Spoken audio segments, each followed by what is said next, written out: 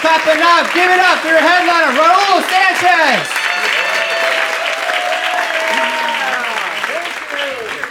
Thank you, folks. I appreciate it. Welcome. It is both an honor and a contractual obligation to be here. I love coming here to beautiful Austin, Texas, man. Because you guys are nice and progressive, but you're not obnoxious about it.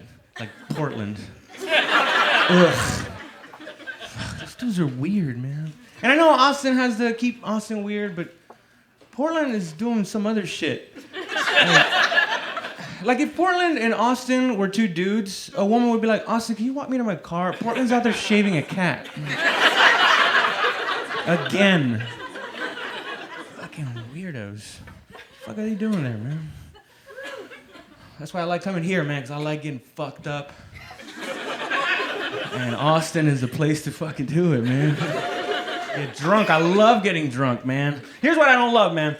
Here's what I hate. I hate when people choose to get drunk, right? They choose to get fucked up, and then they blame their shitty drunk behavior on a certain liquor. You know what I'm talking about? Like, oh, bro, I can't drink vodka, bro, because when I drink vodka, I start taking my shirt off. You always got that enabler friend. Ain't that right, Jimmy Reddick? Yeah, he takes his shirt off. Morons. Oh, bro, I can't drink tequila because when I drink tequila, I start punching dudes in the face. Ain't that right, Richie? Richie's got a black eye. Yeah, dude, you do that. I mean to talk to you about that shit. Oh, bro, I can't drink bourbon because when I drink bourbon, I start kissing dudes in the mouth. I don't think that's suburban, bro. I think you got a lot of shit to figure out. Dive deep inside that mind. See what lurks in there. Do love drinking, man. You gotta be careful with that shit, though, right? That's why I stopped. Yeah, I was like, man, I'm going up in 20 minutes. I need to stop getting fucked up. No, you do have to know, man. When you're getting a little out of hand, sometimes you gotta stop so you don't have to quit. You know what I mean? Yeah, I've done that before, man. Dude, I've gotten so drunk. One time I caught myself speeding on the highway because I was going the number of the highway. I was like, 97? That's pretty specific, man. Yeah, you better go 92 just to be safe. You know how the cops are around here, man. How about this? You ever get so drunk you meet somebody at a bar, right, and you hit it off, so you decide to buy one of those condoms from the machines in the bathroom, right? And then later that night, you're about to get it on, you open it up, and it's 2 Advil. But you're so drunk, you're like, man, technology's come a long way. I better take these condom pills so I don't catch any diseases. I don't want to start this relationship off on the wrong foot. Sex is a very important part of a relationship, man. Don't kid yourself. It's probably the most important part. Yeah, that's why you gotta keep the fires burning.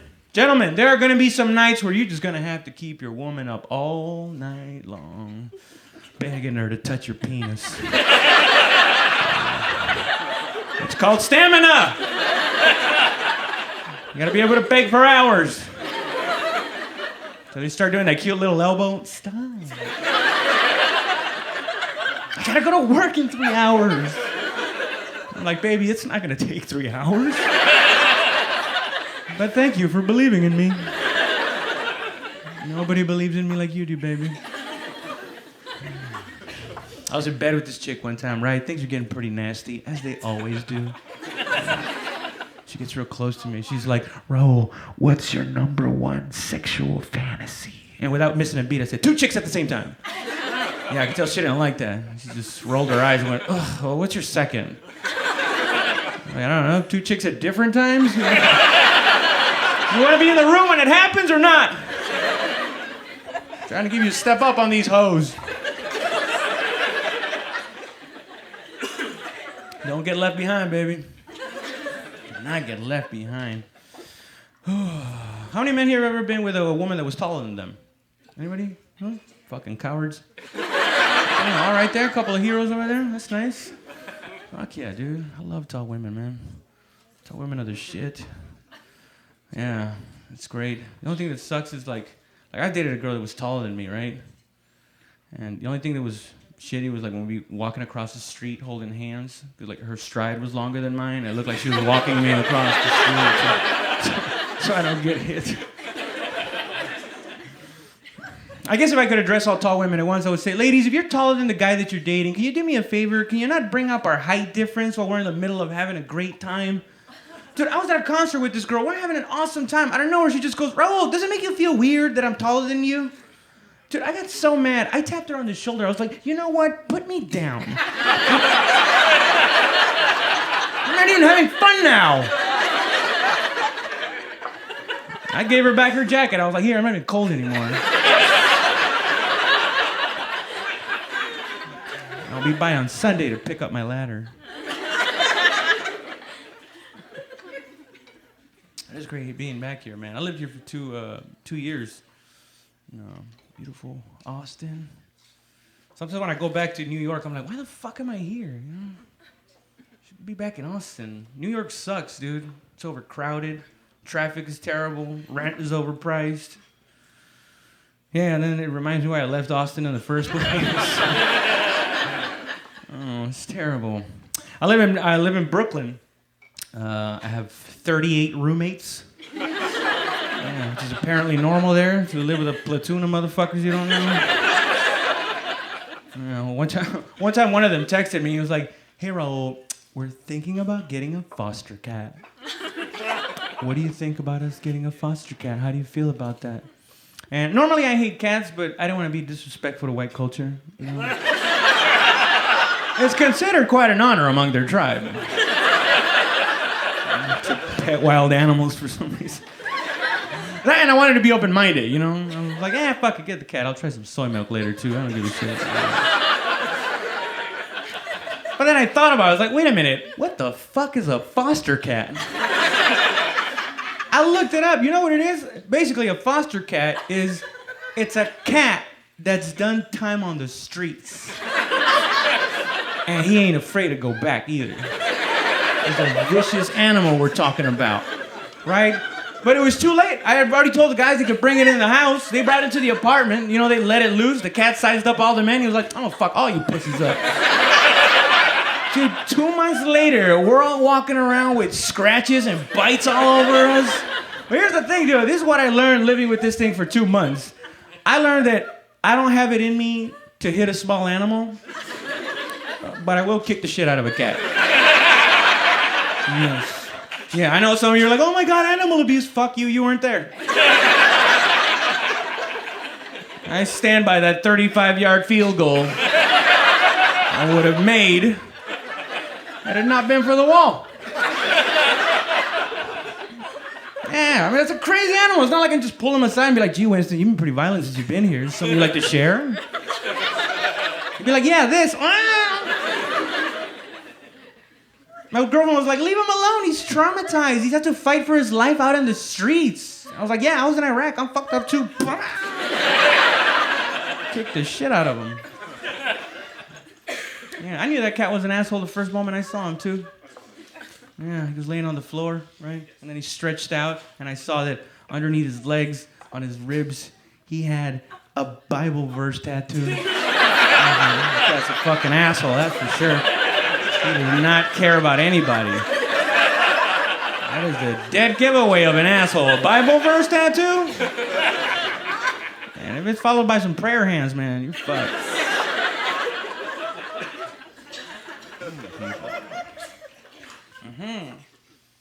Yes, sir.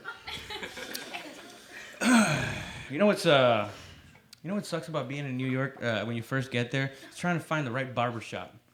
They have so many of them, and they all have different styles and shit. You know, I went to one. First one that I went to, right? I get there, and the guy I'm not paying attention. He finishes cutting my hair and goes, what do you think, man? And I look up, and I'm like, oh, that looks pretty cool. You know, what the this motherfucker gave me pointy sideburns. I was like, I can't pull this off, dude. He's like, why not? I was like, because I've never gotten a teenager pregnant. That's what pointy sideburns says about you, by the way. It says two things. It says, I've gotten a teenager pregnant, and I'll do it again if I have to.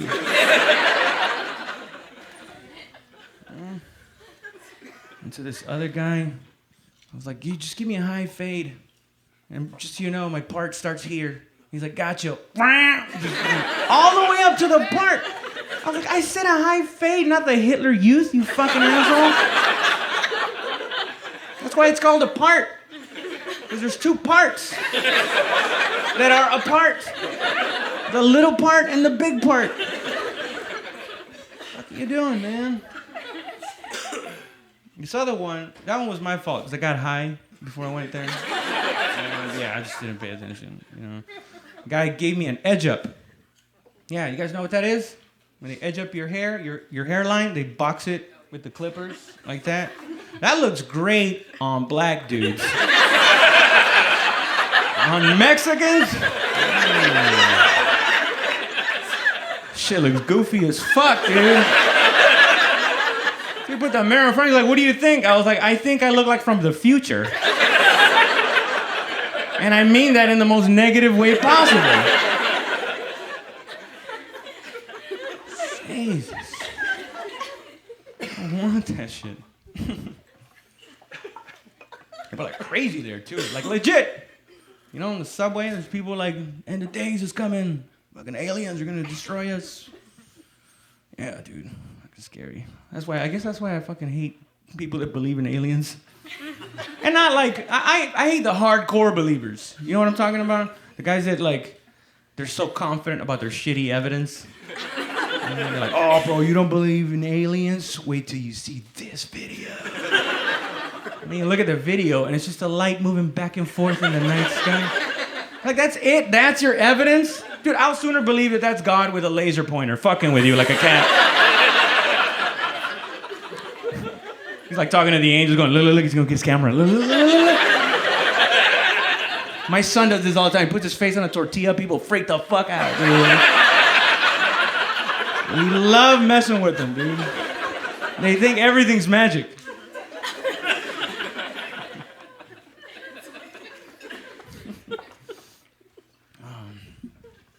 It's nice to be back here because I don't have a car over there. Hell, over here is nice. It's just getting your car, you know. Pretty dope. I drove my car to the West Coast last year. It was pretty awesome, man. I got to do some shows, see some family. You know, it's pretty cool. You guys ever go down to the West Coast, like Oregon, California? Yeah, it's pretty dope, right? Yeah, I highly recommend it, man. I will say this though: if you go there, just know they are not fucking around with their pot out there, dude. Dude, I went to Oregon to visit my sister. She gave me some weed. She goes, "Here you go, Raul. This is medical grade pot," and then just left me there with it. Dude, is it me or is the word medical not the most deceiving way to describe how powerful something is? Hey, you guys want to check out my shotgun? It's medical grade. It's like, why don't they just say what they really mean? It's too much. That's why my sister should have said, "Here you go, Raul. This is too much pot." You know, when I think of the word medical, I think of safety. When I think of the word medical, I don't think sitting on a sofa with my nails stuck into the side of the armrest with a blast off in a fucking rocket. Oh, this is too medical! Dude, I got so high, I took a drink of water, I didn't even swallow it. I just walked around the house for 2 hours with water in my mouth.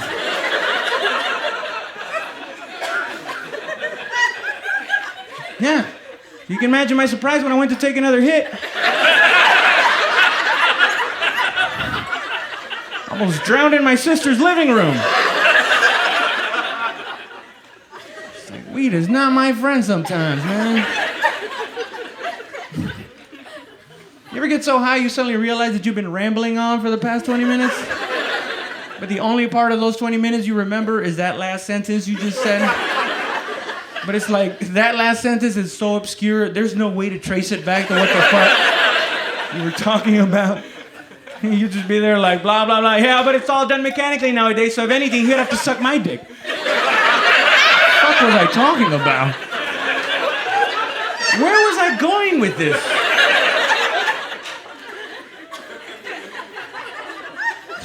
And you realize the entire time you were talking to your grandma? But now she throws you off even more. She's like, well, yeah, you would have to, that's for sure. kind of an unwritten rule, really.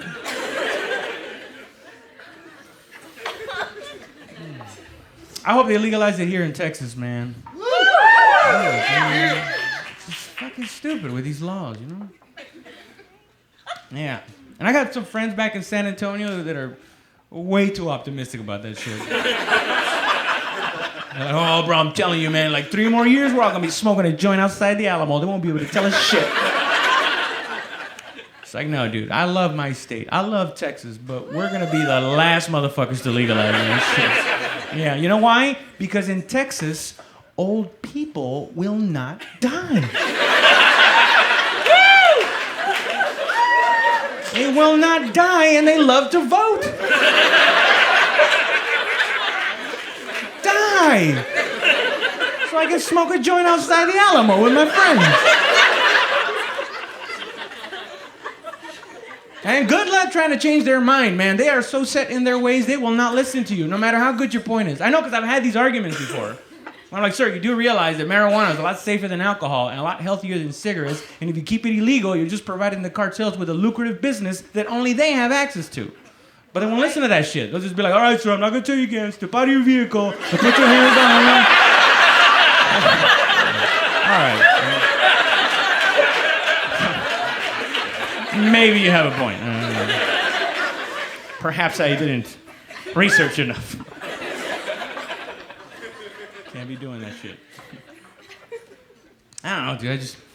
I love smoking weed, dude. It just relaxes me. I don't fuck with anybody. I just watch YouTube. Watch motherfuckers get knocked out. So much fun, dude. Yeah. That's why I do this. That's why I do comedy now, because I can't have a job where I have to pee in a cup. I wouldn't make it, man. The last one I had was security guard. Yeah. Fuck that. And only because people are fucking rude to security guards, man. People need to stop being rude to security guards. Only because I remember when I was a security guard. Like one time I was working in the parking lot of this movie theater, and this lady runs up to me, right? She's pants. She's like, sir, somebody just broke into my car. I go, just now? She goes, yeah, just now. I go, okay. So I take my phone out, and I start dialing, and she goes, what are you doing? I go, I'm calling the cops. She goes, that's it? You're calling the cops? I could have done that. What did they even have you out here for? I had to go, miss, you see this thing hanging off the side of my belt? Okay, that's a flashlight. I'm saying I have a flashlight and I make $8 an hour. I'm not about to lead this crusade. I'm barely equipped to handle a power outage. God forbid I run out of batteries. Because then we're really fucked, you know? Bananas, man. It's different, all the shit you do. I used to box. Well, I should say I tried boxing for 2 weeks. I tried boxing because I saw this documentary on all Mexican boxers, and these motherfuckers got me all riled up. As this Mexican trainer gets in front of the camera and he's like, I don't know what it is about us Mexicans and boxing. I guess it's just in our blood. I'm watching this like it is in our blood, isn't it? And then Julio Cesar Chavez comes on, who's arguably the greatest Mexican boxer of all time. He looks into the camera and he says, you only need one thing in this life to be a great boxer. It's called a heart. And I'm like, I'm Mexican and I got a heart. Dude, I'm boxing, motherfucker. 2 months later, this kid lit me up so bad. I went home mad, dude, because all I could think of was like, all right, I'm not going to say that Julio Cesar Chavez is a liar, but he definitely withheld some information. There's a lot more to it than heart in boxing, dude. Personally, I blame the director of that documentary, because as soon as Chavez said that shit about the heart, I should have heard a voice off camera go, what about reflexes? Turns out that's a pretty important part of it, man. You know what it looks like when someone fast throws a punch at you? It looks like this. That's it. That's all you see. And then magically the side of your head starts to hurt. Like, fuck. Better stick to what I'm good at. Coloring. Shit ain't gonna work out. Hey, by a round of applause, how many people here have ever been in a fist fight? Oh, shit, man. A little more than makes me comfortable, but... Those of you that have never been in a fight, y'all should fight each other after this. You never know, you might be good at it. You'll be like, man, I am never standing in line for anything ever again. I'm just gonna fuck people up from now on. Because I didn't know I had these two gifts from God. I never got into fights when I was a kid, man. I've always been a small dude, and I was always really scared. You know, because where I grew up, there was a lot of gang members. You know, there was a lot of gangs and shit. And these kids were fucking mean, dude. You know, they would fuck with you. The only thing that I realized that would repel gang members was Jesus. Yeah, and you didn't even have to be Christian, man. You just had to use it right. You know, like if one of those little thugs came up to you like, hey, who do you claim, motherfucker? And you went, I claim my Lord and Savior Jesus Christ, who died for your sins, Hector. And he's like, ugh. Let's go tag up some buildings, because unconditional love shit is really fucking with me. I don't know what it is about Jesus, man. He would fuck with their head so bad. As an adult, though, I've been in 2 bar fights. The only 2 fights I've ever been in, 2 bar fights. The first one happened in San Antonio, back home in San Antonio, during this little thing we have there called Fiesta. You guys know about Fiesta? It's a festival called Festival. In Spanish. So much thought we put into it. Right? The whole city goes out to get drunk, dude. Everybody, dude, all the men are wasted, the women are all fucked up, dude. Muffin tops as far as the eye can see. It's us in our glory, you know what I mean? Out there having fun. So we're at this bar, right?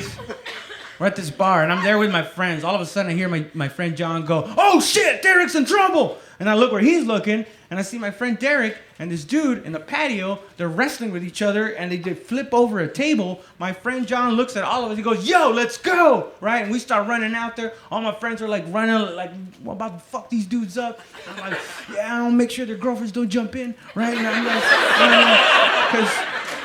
because the only reason I was running out there so fast, because I thought we were going out there to break them apart. I didn't know we were going to go fight that other dude's friends.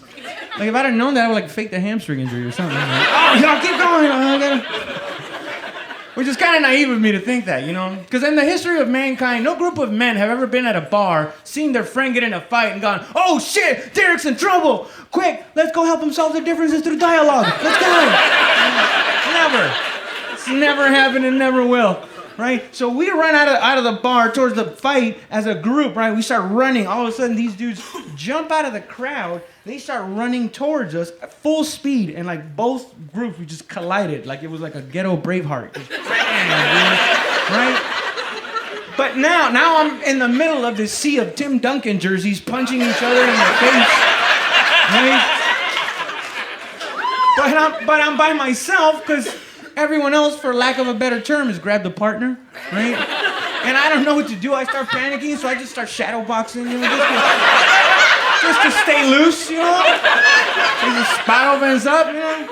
I'm Mexican and I got a heart, you know? I just kept repeating that in my head. And all of a sudden, I see a lane open up, right? See my friend Derek, he's on the floor. This dude is hovering over him, and he's just punching down at him like that. I'm like, oh, hell no. I run over there. I blast this guy right in the side of the head. Bam! Dude goes down like a sack of potatoes. Is what I thought was going to happen. Because I hit him fucking hard, man. But no, you know what this guy did? He just calmly stopped punching. And then this dude stood up. And he kept standing up for like the longest time. I have to explain my behavior. But luckily, before this animal could put his hands on me, his smaller, skinnier friend came over and punched me in the side of the face, which I was glad for, dude. Like, as soon as his fist touched my face, I was like, oh, thank you, Jesus. And I just spun 15 feet towards the parking lot and fell.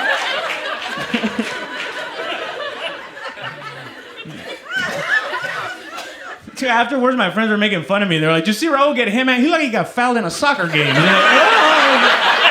Over exaggerating that shit. But what they don't know is the reason I fell there was because I tripped. Because my whole goal had been to spin all the way to my car. And whoa, the engine is on. Let's get the fuck out of here. This place is not safe. Not safe here, sir. That was the first one, man.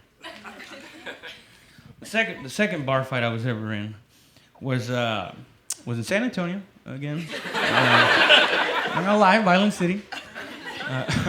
Yeah, it was after a breakup, man. I went through a breakup and I was hurting so bad, dude. I was in so much pain. I just wanted to drink it away, you know. So I go to this bar and I'm just fucking, you know, dealing with my feelings like a man, you know, drinking. Not talking to anybody about it, you know, like an idiot. Just drinking, right? And I walk outside just fucked up, you know, just drunk. And I'm smoking a cigarette in the patio. And I'm just like, what the fuck happened, man? And then I look over. On the other side of the patio, there's this big, stocky dude, and he's fucking wasted. And I could tell because I was wasted too. And when we looked at each other, we both did this weird, like, I was like, that dude is fucked up. Can't even keep still and shit. Then, out of nowhere, he starts coming over to me, and he keeps giving me this mean look, and he starts walking over to me, and he starts walking around me, right, behind me, and he keeps looking me up and down, and then he gets real close, and then he leans in, and he says something to the effect of, do you believe? Bow, down, bow, down, bow, down, other people think. And I go, no. Which was stupid of me because I don't know what the fuck I just disagreed with, right? His eyes get wide. He reaches for the zipper on my jacket that was up and he starts doing this. And he goes, so you don't believe?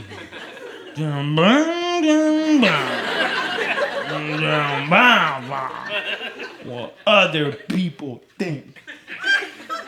And at some point I'm like, okay, I'm not a tough guy, but I grew up in a tough neighborhood, so I know the fact that this dude has put his hands on me and I haven't hit him yet already makes me a bitch in his eyes. Right? So I gotta get his fucking hands off of me, so I grab his hand and immediately I feel this giant man paw, right? My balls go inside my stomach. And I'm like, oh, I made a mistake, right? And immediately I think, okay, well, I gotta follow through, because now I'm just holding his hand against my chest and looking at him in the eyes. I have to finish this, otherwise this looks weird. So I pull his hand off of me and I go, yo, chill. He goes, bro, walk away. I go, what? He goes, bro, walk away. I'm like, oh yeah, I'm going inside. I take one more drag, I put it out, and when I turn around, I just feel in the back of my head just bam! Like, fuck! I turn around, I'm like, yo, what the fuck? Right? And I yelled that out. I yelled out, yo, what the fuck? But it was all in the spirit of, help! Somebody come out here and stop this! And I don't know what happened, but like he hit me again. I don't know if it jarred something loose in my head but I started thinking about my ex-girl and the breakup, and I'm just getting mad. I'm like, I'm gonna fuck this dude up, right? So we start boxing, and I'm getting the better of this dude, even though he's bigger than me. But I think it's because I had two things going for me. One, I'm a high-functioning alcoholic, so I can keep my balance pretty well. And two, I think I was confusing him, because the whole time I was punching, I was like, you cheating whore! Like, what the fuck? How does he know me? Right? He's like, that was one time, bitch. Fuck you, Veronica. Fuck you, Rebecca. You know, there's somebody inside going, man, those two bitches hate each other. They'll not stop fighting and calling each other names. And I don't know how it happened, man, but we got tangled up and we spun around and he fell on this bench. And then when he fell on the bench, I started punching him in the head, right? I'm just bam, bam. And then out of nowhere, I start feeling punches in the back of my head, right? But I'm so drunk, I'm like, man, how the fuck is he hitting me? And now I have him in a bad spot, you know? It turned out it was his girlfriend, San Antonio, don't forget, right? She's hitting me in the back, which explained why it hurt, but it didn't hurt as much as it felt good punching this asshole, so I was like, hey, keep the back of my head. You know what this chick did to get me off of him? She stuck her finger up my... No, I'm just kidding. That probably would have been the fastest way to get me off of him. Oh, shit. Or who knows, maybe I'd be like, double the pleasure.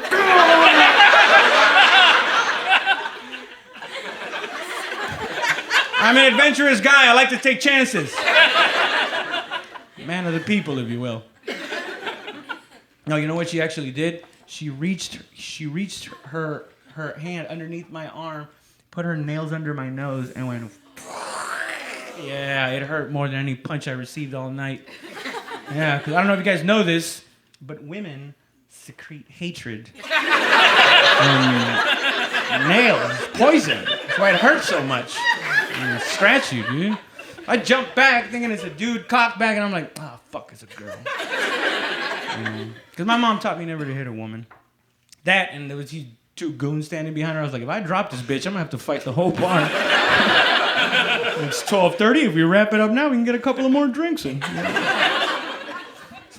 No, you know what happened? They told me I had to leave. Because the guy was a regular there. He had all his friends, so I had to go close out. I'm like, fine, whatever. I go close out, and as I'm closing out, his friends start getting closer to me, right? And they start asking me about how the fight started. It seems like they're not believing me, and they keep getting closer and closer, right? And I start panicking, thinking they're gonna kick my ass. So I just pretended to cry. And I'm like, oh, my girl just left me, and this guy hits me for no reason. And the whole time I'm saying this, I'm trying to like see if they're buying it, right? And then out of nowhere, I feel a hand grab this shoulder, then a hand grabs this other shoulder, then another hand on my back, and I'm like, oh, fuck, I'm going for a ride, right? Simultaneously, they all start going, it's all right, bro, it's all right. Now I'm crying for real, dude. Dude, you know what I learned that night? That night I learned if you go through something traumatic in a relationship, don't try to drink it away. Talk to somebody about it. Because I talked to these motherfuckers, man, and I felt great afterwards. I felt like I had this weight lifted off my heart. And that's the point of the story, right? It's not to do anything else. My name is Raul Sanchez, and I am a former illegal immigrant. That's right. I was also in the Army for 4 years. Thank you. Yeah, that's fine. Appreciate it. Yeah, talk about taking American jobs, huh? Running a big line for that one, I'll tell you that much. One question that I was had trouble answering is when people would come up to me and be like, hey, Ro, how did that feel, being illegal? How did that feel? Like, I don't know, dude, I was 7. I'm pretty sure that illegal is not something that you can feel. You don't go up to somebody at work and be like, hey, man, are you feeling okay? You look a little tired. And they're like, actually, I woke up feeling illegal this morning. You know how it is when you drink too much? The next day, your head feels undocumented as fuck. It's a terrible feeling, that undocumented feeling, man. But make no mistake about it, folks. We do live in the greatest country in the world. Yes, we do, man. Don't believe these other people. They're like, oh, America's not number one anymore. Your kids haven't tested well in math since 1967. It's like, who cares? That was like 30 years ago. It's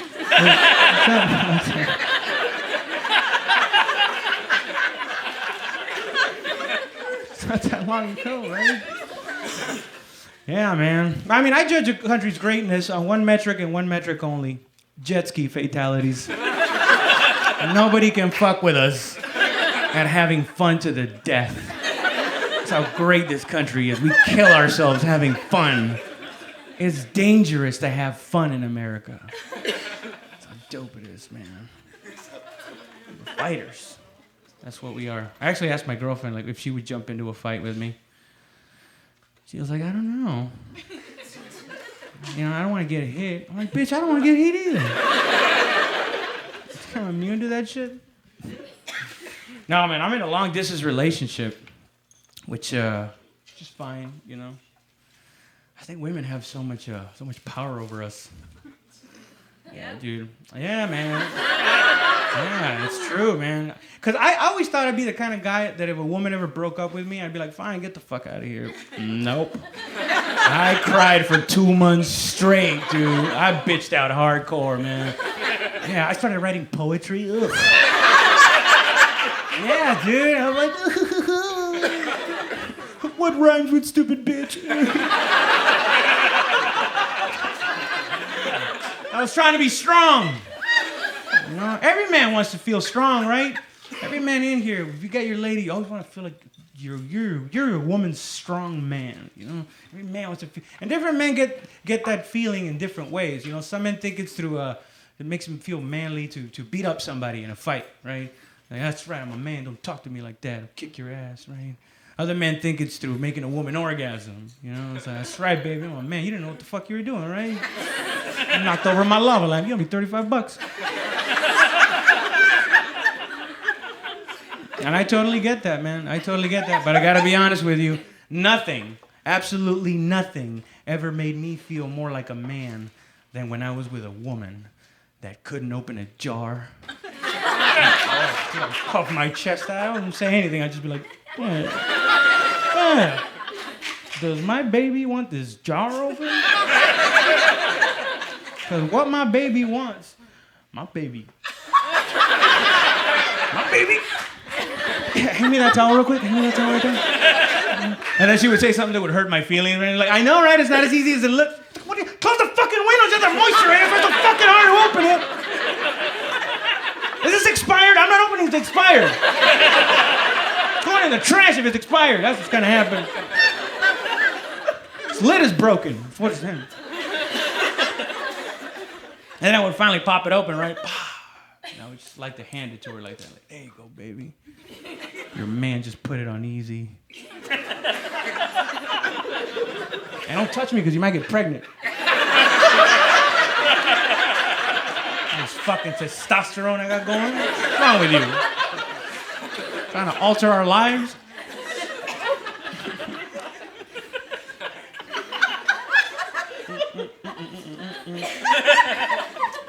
I am in a long-distance relationship, which comes with its own unique set of problems. One time, my girlfriend called me. I'm in New York. She's here in San Antonio. She called me. She's upset, right? Work, you know, family, friends. It's all piling up. She's getting really frustrated and upset. And I'm listening like a good boyfriend, right? And then that's when she turned the gun on me. She's like, and you need to get better at expressing your love for me. Yeah, I get it. I gotta get better at expressing, but I also feel like I think women need to lower their standards. There's plenty of good men out there who are just either ugly or fucked up, man. I feel for women, man, because finding a good man is like finding a jacket at Goodwill. You ever find a nice jacket at Goodwill and you're like, man, can you believe nobody else wants this? Oh my God. And then you put it on and you're like, oh, that's funny. Put your hands in your pocket and they go all the way through. You're like, what the fuck? It's missing a right sleeve. This jacket's missing the right sleeve. But men are cool. We're all like, yeah, but how does your left arm feel? Like? Warm, right?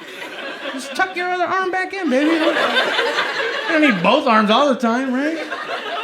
Keep yourself warm. That, and it's been my experience that last time I tried to show a woman, you know, affection and how I felt about her in my own way, it didn't work out the way I thought. You know, 'cause I was with this girl, right? I was with this girl one time, and I had these condoms in this dresser drawer, right? But me and her, I had those since before I met her. You know, like I just didn't use them because I wasn't getting laid at the time. And when I got with her, she got on the pill, right? So I had those condoms, but we didn't use them. And then one day I saw her open the drawer up, and she saw the condoms, and she just goes, and then just closes it. And then later, when she's out of town, she went out of town for 3 days. So I don't know why I opened the dresser drawer looking for something, and I see the condoms, and I think, man, if I put myself in her shoes, you know, I would feel uncomfortable if she kept some condoms that we don't use, you know? Like, that would make me feel upset. Like, why do you have those? We don't use them. Is it like just in case kind of thing? So then I thought, yeah, you know what? Things are getting pretty serious between me and her. I'm going to show her how much I love her. I'm going to throw these condoms away. Yeah. See, how did you guys get what? I had no idea what the fuck was going to happen. I had no idea about the shitstorm that I was about to put myself in Because when she came back, right, we met up at a bar and got fucked up. When we get back to my place, the first thing that I do when I walk in is I make a beeline to the bed and I fucking faceplant on it. When she gets in the room, she makes a beeline to the dresser drawer, opens it up and goes, "What the fuck, Raul?" And I'm drunk, like, "What? What are you talking about?" And she's like, "What happened to the condoms?" And I'm like, "Condom? What?" She goes, "There was 7 condoms in here. I know because I counted them. What did you do with the condoms?" And when she said that, I knew what she was trying to imply, and it made me feel mad that she would think that about me. So I go, "Oh, those condoms. I was trying to do the 3-day 7 hoe challenge when you were going." Yeah, dude, she got angry and started hitting me like, "You piece of shit, you think that's funny?" I'm like, "Hey, what the hell's wrong with you? I throw them in the trash, they're right there." She's so drunk at this point, she goes, "Oh yeah, this trash can right here, this trash can right here." She grabs the trash can and starts dumping it out in the middle of my room, hurls the bucket, looks down and goes, "I don't see no condoms here. I don't see no condoms. What'd you do with the condoms?" Let me tell you something. Here's how a man's insecurity works. She said it with so much confidence that for a split second I was like, "Wait, did I fuck 7 hoes?" Oh my God, I wish my buddies were there so I could go like, "Did I? No, right? I don't fucking think." So I look down, right, where she just threw them, and I see them. And I'm going, "Hey, they're right there in front of you. You're just too drunk to see them." And that's when she goes, "Oh, these condoms." And then she goes, 1, 2, like the Tootsie Pop owl. 3, 4. And then I know her. She comes up, and then she brings up 6. Yeah. And she puts them in front of my face, and she goes, 6. I only see 6 here. What did you do with the 7th one? Did you use it while I was gone, you piece of shit? And that's when I thought, all right, Raul, it doesn't matter that she's insane. You need to come up with a fucking condom if you value your life. So I'm looking around in a panic, dude, like, "Oh my God." And then all of a sudden, I see it. And ironically enough, it was underneath this tissue that I had jerked off into the middle. Yes! The proof of my monogamy was covering up the proof of my monogamy. The most poetic thing I'd ever seen. I was like, how the fuck does that even happen? So I bend down, right? I bend down and I grab one of her shirts and then I use it to take the tissue off because I'm not touching that shit. That's disgusting. And I grab the 7th condom and I bring it up to her and I go, 7, babe! And I said the word babe, but before I threw the word out of my mouth, I took the word and I dipped it in bitch. That makes any sense?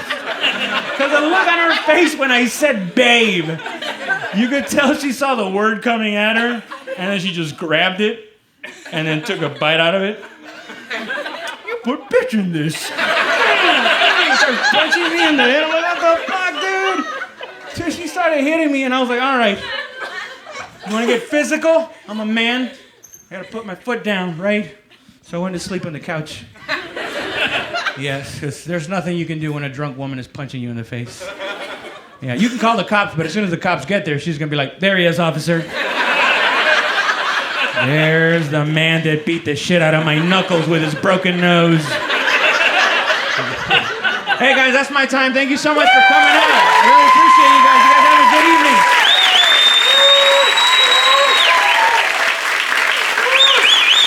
Roll Sanchez, everybody.